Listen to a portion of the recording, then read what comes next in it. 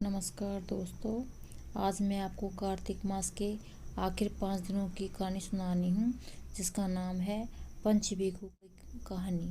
ठीक है, तो आप प्लीज़ ध्यान से सुनना। और एक निवेदन है, जिसने भी मेरा चैनल सब्सक्राइब नहीं किया है, प्लीज़ मेरा चैनल सब्सक्राइब करो और बेल आइकन को जरूर दबाना, जिससे मेरे वीडियो के नोटिफिकेशन आपके पास जल्दी आए और मेरे नए वीडियो आप देख सकें। किसी गांव में एक साहूकार रहता था। उस साहूकार के एक बेटा और एक बहू थे। साहूकार की बहू कार्तिक महीने में स्नान किया करती थी। बहू सुबह जल्दी उठती और कार्तिक स्नान के लिए गंगा पर जाती थी। और उसका एक नियम था कि जब वह जाती थी तो किसी पराये पुरुष का मुंह नहीं देखती थी। उधर एक राजा का बेटा भी रोज सुबह गंगा स्नान के लिए आता था। उसने राजा के बेटे को पता चला कि तुमसे पहले यहाँ कोई स्नान करके जाता है, तो वह सोच में पड़ जाता है कि मैं इतनी सुबह आता हूँ और मेरे आने से पहले कौन है जो स्नान करके चला जाता है। कार्तिक समय के 5 दिन शेष रह जाते हैं। एक दिन साहूकार की बहू गंगा स्नान कर रही थी और उधर राजा का बेटा स्नान करने के लिए आ रहा था। बहू ने जब किसी के आने की आवाज़ सुनी तो वह जल्दी जल्दी चलने लगी। जब वह जल्दी जल्दी चल रही थी तो उसके हाथ से उसकी माला गिर गई और उसने वो माला वहीं छोड़ दी और जल्दी से अपने घर की ओर चली गई। जब राजा के बेटे ने उस माला को रास्ते में पड़ा देखा तो उसने उसे उठा लिया और उस माला को देखकर बोला, जिस महिला की माला इतनी सुंदर है तो वह महिला कितनी सुंदर होगी। फिर राजा के बेटे ने राज्य में घोषणा करवा दी कि जिस महिला की ये मोती की माला है, वह औरत मेरे पास 5 रातें आए तो ही उसे यह माला वापस मिलेगी। साहूकार की बहू ने जब यह घोषणा सुनी तो साहूकार की बहू ने यह कहा कि ठीक है, मैं 5 रातें आऊँगी, मगर किसी को साथ भरवाने बैठा देना। तब राजा के बेटे ने एक तोते को पिंजरे में बंद करके पेड़ पर लटकवा दिया। सुबह जब साहूकार की बहू सुबह स्नान करने आई और उसने पहली पैड़ी पर पांव रखा तो कहा, हे कार्तिक महाराज, हे राय दामोदर महाराज, पांचों पगो, छठे नारायण, भीष्म राजा, अगर मेरे अंदर सत है तो उस पापी को नींद आ जाए। बहू के इतने कहते ही राजा के बेटे को नींद आ गई और वह गहरी निद्रा में सो गया। तब तक बहू ने गंगा स्नान किया और जाने लगी तो उसकी नज़र उस तोते पर पड़ी। वह तोते के पास गई और बोली, तोता भाई, मेरी साख रखना। फिर तोता बोला, मैं तेरी साख जरूर रखूँगा। फिर राजा के लड़के की नींद उठती है और फिर वह स्नान करता है और तोते के पास जाता है। वह तोते से पूछता है कि बताओ, वह आज आई थी? तोते ने कहा, हाँ। तब राजा के बेटे ने पूछा, कैसी थी वो? तब तोता बोला, वह आभा जैसी, गुलाबी रंग जैसा, ऐसी थी वो।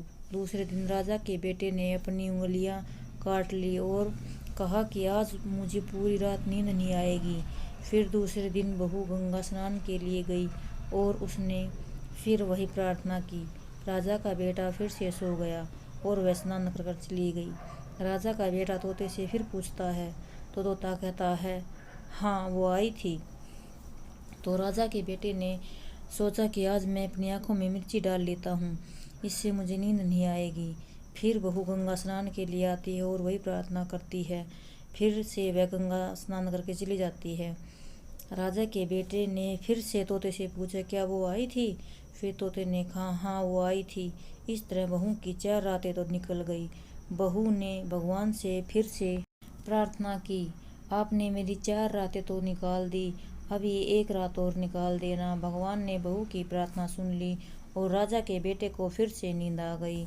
सुबह बहू जब स्नान कर कर जाने लगी तो उसने तोते से कहा, उस राजा के बेटे से कह देना कि उसकी 5 रातें पूरी हो चुकी हैं, वो मेरी माला को घर भिजवा दे। तब राजकुमार की आँख खुली। फिर तोते से बोला कि क्या वो आई थी? तोते ने कहा, हाँ, आई थी।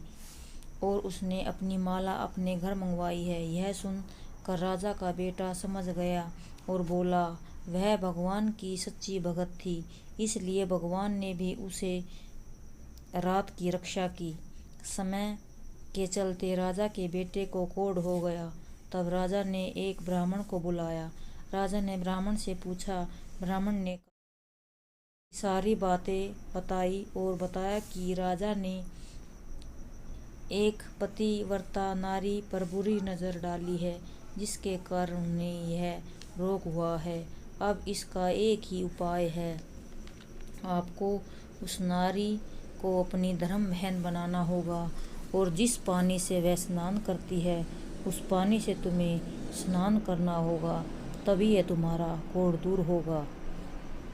तब राजा वह भला माला लेकर उस साहूकार के घर जाता है और बोला, यह माला अपनी पुत्र वधू को दो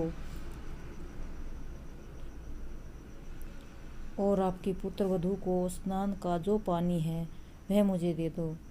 तब साहूकार ने कहा, मेरी बहू पराये पुरुष का मुँह नहीं देखती, वह ऊपर स्नान करेगी और आप उसे नाली पर बैठा देना, तो बहू के नहाए हुए पानी से ये भी नहा लेगा।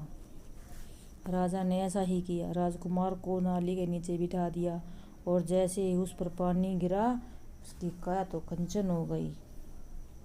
फिर राजा ने भी कहा, हाँ साहूकार जी, तुम्हारी बहू तो सत्यवती है, इसलिए मेरे जो बेटे ने गलत काम किया था, बुरी नज़र डाली थी, भगवान ने उसको दंडित किया। और मैं ये कहता हूँ कि हे भगवान कार्तिक महाराज, जैसे आपकी बहू ने कार्तिक स्नान किया वैसे ही सच्चे मन से सभी करें। तो हे भगवान, हे कार्तिक महाराज, जैसे आपने साहूकार के बेटे की लाज रखी, उसकी रक्षा करी, उसी प्रकार अपने सभी भक्तों की लाज रखना, उनकी रक्षा करना। आपको यह वीडियो पसंद आया है तो लाइक करें, शेयर करें, सब्सक्राइब करें। धन्यवाद।